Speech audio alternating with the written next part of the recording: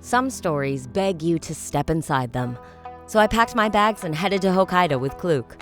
Come with me to explore the real-world landscapes that inspired the game Ghost of Yōtei.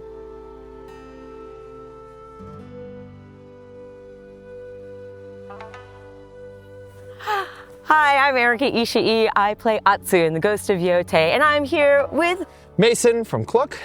And we are going to be exploring the beautiful landscapes of Hokkaido that inspired Sucker Punch while they were making the Ghost of Yōtei. Shall we? Writing animation? Go! So what do you think of the mountain, now that you finally see Mount Yōtei in the flesh? Running through the snow towards Mount Yōtei feels so surreal. It's like a dream. Yeah, because you're on the sound stage, you don't really see anything, right? And you're just imagining everything. Yeah. And now it's really real. Yeah.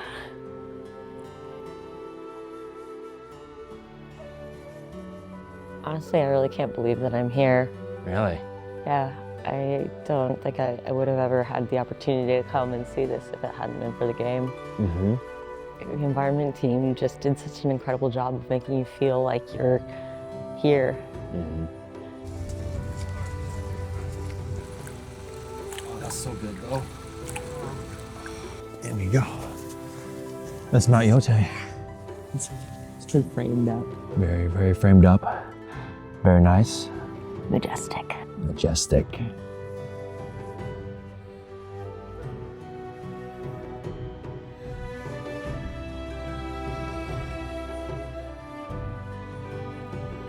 Ashiyu.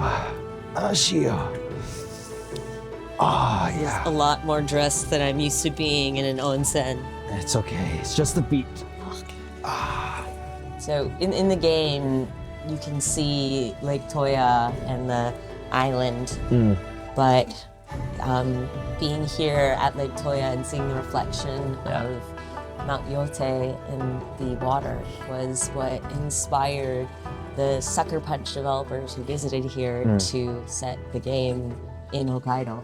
Yeah, it seems very beautiful. It feels like instead of doing the main quest, you'll just be running around the overworld. I really get distracted. I find all the hot springs, I see all the shrines, I pet all of the foxes, and you know, revenge can wait when the beauty of the landscape is a calling. Oh man.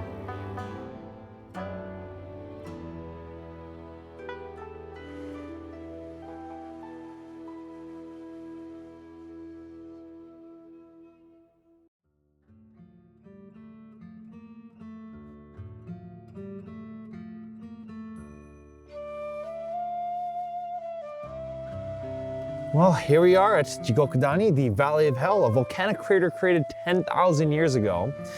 And I heard it's a special stage in the game? So, without spoiling too much, this was the inspiration for the final hunt of the Onryo. And as you might be able to infer, it is a pretty climactic part of the game, and having these volcanic sulfur springs steaming from the ground and a sulfurous smell, I think is the perfect place for a climactic battle. That sounds really epic. Really, really epic. Ooh. But I think it's, before we have the final battle, let's move on to the next stop on our journey through Hokkaido. It's pretty cool, huh? Look at this. Wow. Oh, it's in my eyes. Oh. Oh. Whoa.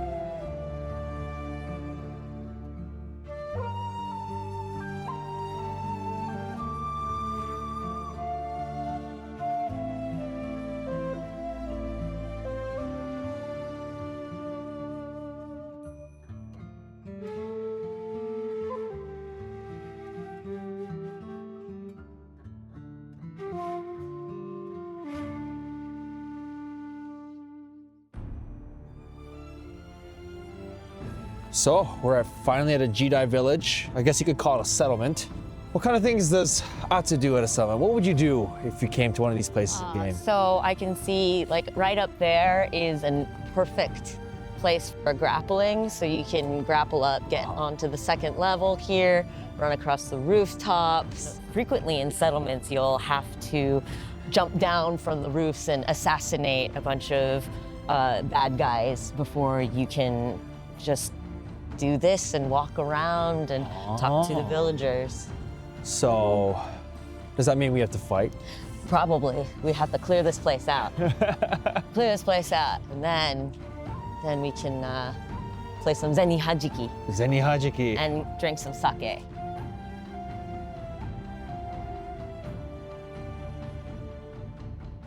A little bit of knowing what I was doing, but of course there are very talented stunt people who did the really incredible dual sword fighting. Oh. Yeah. Oh, and of course the guard tower. If you can get up there, you can shoot with the bow. yini. Yeah, the bow. I hear they do actually have that experience as well, so we might be able to do that today. Oh, it turns out I'm very good at yabusame, firing from horseback. Yeah? But that's not really something that's highly available in the United States. Yeah. So I don't know, if you have a horse around, maybe you can... I think there might be a horse at the Katana house, which you're gonna go to, so let's go check it out.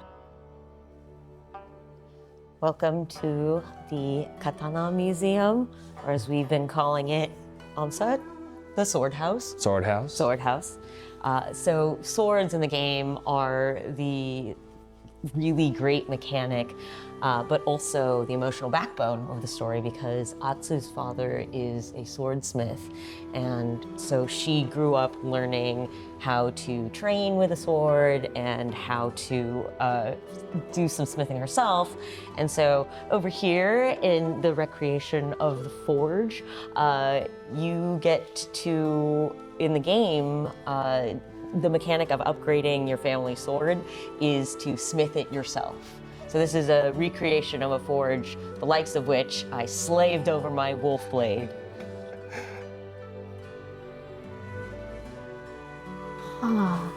These are cool.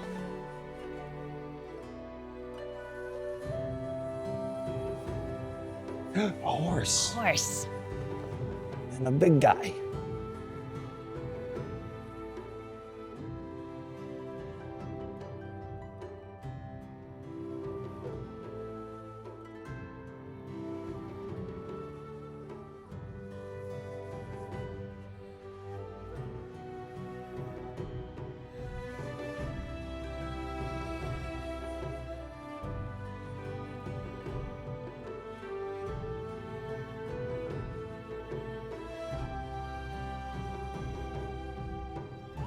So, Erika, now that we've visited a couple of the locations that helped inspire the Ghost of Yōtei, how does it feel to have walked the path of Atsu? I have had these locations in my head for about 3 years now, only having seen pictures and videos and playing the game, and this feels like coming home.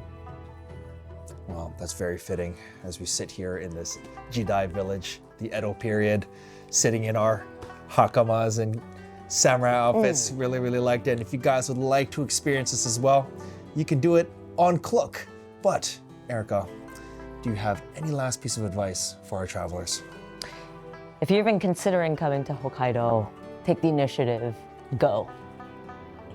Start your next journey in Hokkaido by booking this Klook exclusive tour and dive into the world of Ghost of Yōtei and the new Ghost of Yōtei Legends DLC today.